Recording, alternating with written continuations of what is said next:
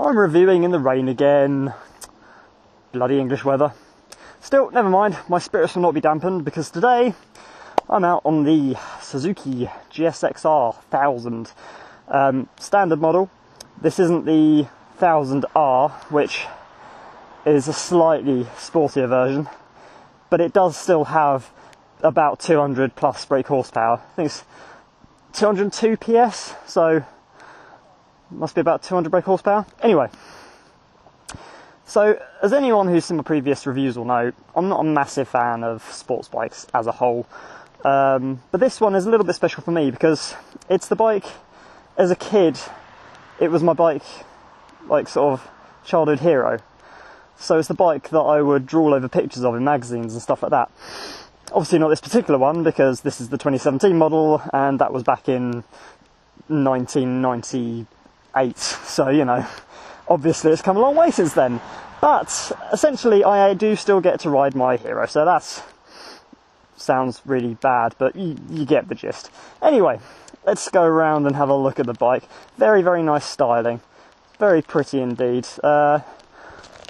I like these scoops at the front. I'm guessing they're either induction or they're for the radiator, but either way they're functional, they look very nice. Moving around, we've got Brembo Brakes, pretty standard on high performance bikes, same as you find on the Ducatis and the you know, the Triumph Explorer, that kind of thing. Very nice indeed. Moving around, I do love it in this colour. I mean, blue's my second favourite colour. Used to be my favourite, till I decided my favourite colour was actually green. But there you go, that's a story for another day. So yeah, standard chain drive. It's got everything you'd expect really. Traction control, ABS, all adjustable, you know, adjustable levels, sports mode, all that kind of thing. Not too bad looking exhaust system. It's a bit on the bulky side, but not too bad at all. The only slight concern is it's started to rain a bit heavier now, and these are kind of semi-slick tyres, so I'm going to have to take it a bit easier than I otherwise would. It is 200 horsepower, but there we go, never mind. Right, well, let's get on Let's get on the old bike. Oh, there we go. Right, so now, being average height, 6 foot, it does feel, when I'm actually sitting on it, it does feel a little bit small, but it doesn't feel as small as the R6 that I test rode the other day. The other nice thing is the seat, although it's a little bit more comfortable, it's not the most comfortable thing in the world, but for a sports bike it's not too bad. What I do like about it is it's quite grippy. So when I push myself back to take my gentleman area away from the tank, the grippiness of the seat kind of stops me from sliding forward into it, particularly under braking, which is very nice. Obviously it's got cornering ABS and stuff like that. The only thing is the suspension is all manual adjustment, so you can adjust the compression and the tension, but you have to do it manually with these screws here, so you've got none of the electronically controlled stuff. But that's fine, you know, you don't really need that. It's a nice thing to have, but it's not 100% necessary, so there you go. So turning the bike on, it's all very, very simple. You've got a nice clear gauge there. You can go through the modes by pressing the mode button, and then it'll select. So we've got A, B and C mode. Now these modes basically dictate how much power you've got. So A mode is the full 200, B is slightly less, and C is slightly less again. I'm going to leave it on 200, but I'm not going to be using it, obviously, because of the weather. We can also set the traction control, which is now on level 5, which is about medium of the, you know, middle of the road. You can cycle through, you know, fully on, fully off, all that kind of stuff. Other than that, it's basically very simple. It's got the Quickstart System, like on all new Suzukis now, so none of this holding in the clutch or anything. You just press the button like so, and there we go. And also, it does have the low rev assist, which I demonstrated on the V-Strom 1000. Same thing, it just gives it a little bit of revs as you let out the clutch, just to make pulling away easier and stopping you from having any stally moments. Why do they have to rain? I'm not wearing waterproofs. Anyway, let's get going. So yeah, whilst I do feel like I'm riding a monkey bike on this, I don't feel quite so uncomfortable. I could actually ride this for a good portion of the day without any real problems. Now, when it comes to power, it's got a lot of it, but it feels quite predictable. It's quite nice and sort of smooth. A lot of 1000cc bikes, when you get on the accelerator initially, they can be a little bit jerky from the get-go. This isn't. This is very smooth and predictable. So even though it's got all that power, it's not going to take you by surprise. You've got full control over it, which is obviously very nice. I mean, this is primarily a track day bike. You know, it's designed to destroy others at the track. Top speed around 186 miles an hour. 0 to 60 is taken care of in around 2.9 seconds. It's no slouch. But now, you'll forgive me because I have forgotten the price of this thing, but it is actually not as expensive as you'd think. Suzuki have basically gone for, they want it to be the fastest and the cheapest. That's quite a thing to try and achieve, but to be honest, they've not done a bad job at all. The brakes are very good, obviously, Brembo ABS, can't go wrong with that. The only thing I have noticed, and I will say, is, I mean, it's an inline 4, it's 200 brake horsepower. It doesn't feel as refined or as smooth as the Yamaha. Now, coming from someone who is a Suzuki lover, that is a bit of a, yeah, that's quite a thing to say. That's almost treason, that is. But yeah, the engine, as you're accelerating, just doesn't feel quite as smooth.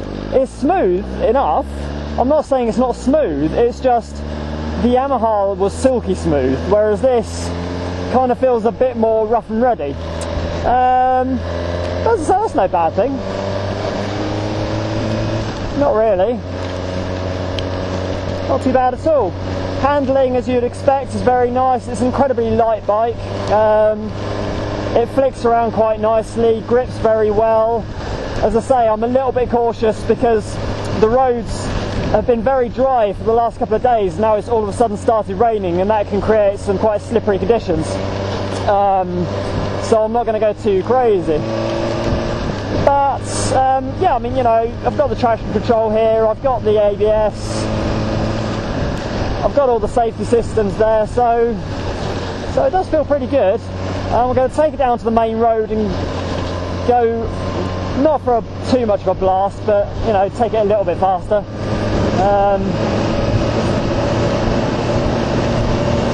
But yeah, no, I definitely say out of this and the Yamaha, this is much more comfortable for me. Definitely. I do prefer this. It's very nice. Now, before it started raining earlier, I did get a chance to give it a bit of a flat, and the acceleration, I have to say, is brutal. It is quite brutal, but yeah,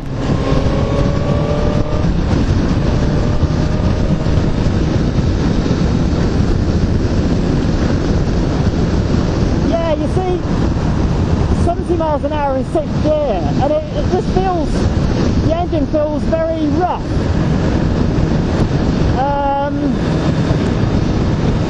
I'm almost a little bit disappointed by that, actually, because it's sending a lot of vibrations through the bike, and yeah, I don't like that so much. I think that's an area they could have improved, but overall, that's very nice, very comfortable. I do feel that the mirror is a little bit too small though. I mean, I know obviously they want to be as aerodynamic as possible, but you know, you've got to remember that this might be a track day bike, but it's also a road bike, and I can't really see an awful lot in those mirrors. So that's not overly great for safety.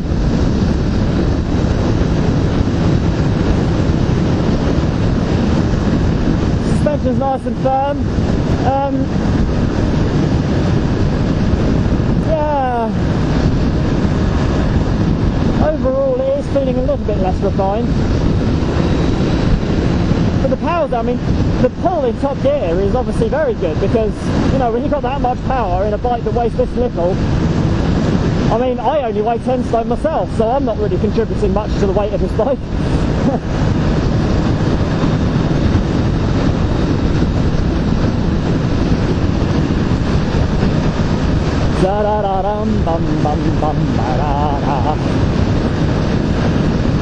Right, here will do. I must admit, actually, the weather protection's not too bad either. Even though it's raining, most of it is being sent around my legs rather than into them, so I'm not getting quite so wet. I have a feeling if I stay out for too much longer, it will, you know, will get worse. I will actually get a little bit soaked, but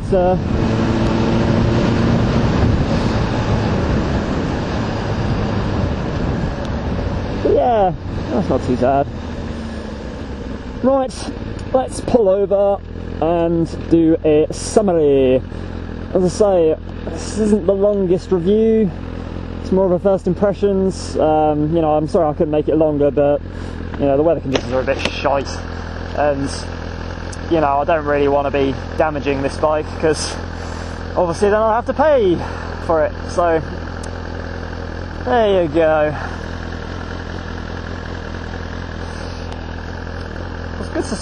Good steering dampening there, you got that little bit down there.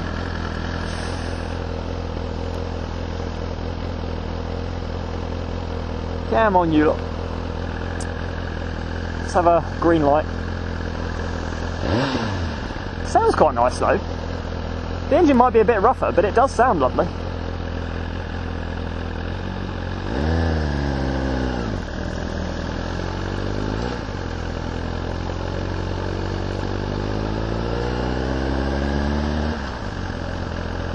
Right, go down here. Oh, a fully electric Renault.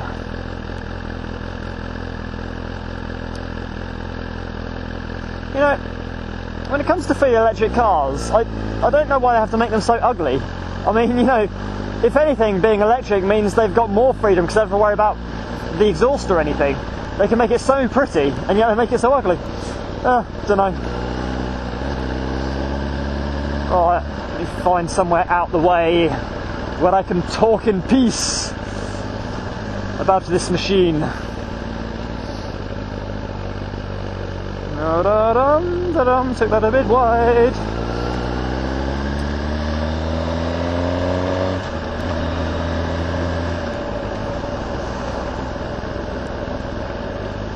Right. Actually, going to go up here.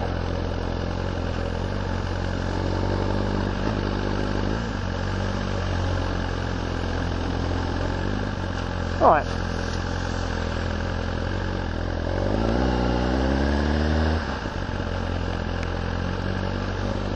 Sneaky, sneaky. There we go. Right, so yeah. I mean, overall, like I say, compared to the Yamaha, I find this much more comfortable. It's, get off a minute, let me show you.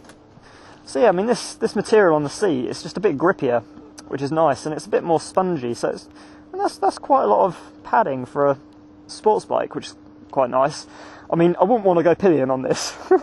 That seat would disappear up your arse even if you're a thin person, you know.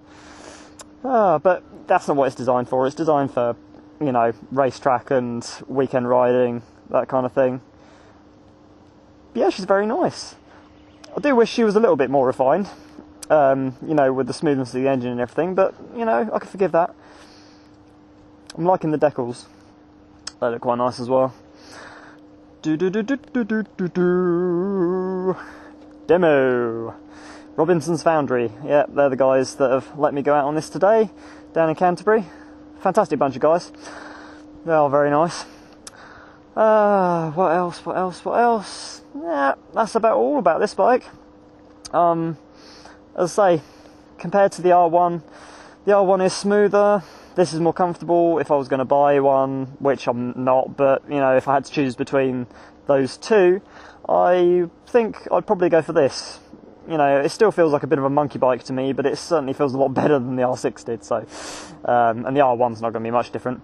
I'll give you guys a quick sound thing as well, because it does sound good. It sounds very nice indeed. Neutral start. Yeah, I mean, yeah, very nice. Alright then guys, I'll tell you what, bloody hell, the pressure at which the exhaust fumes come out of this thing, that's a lot of pressure. That'll warm your hands up on a cold day. Right, anyway guys, that'll do for this review. Well, first impressions review. I'll just turn this off a second.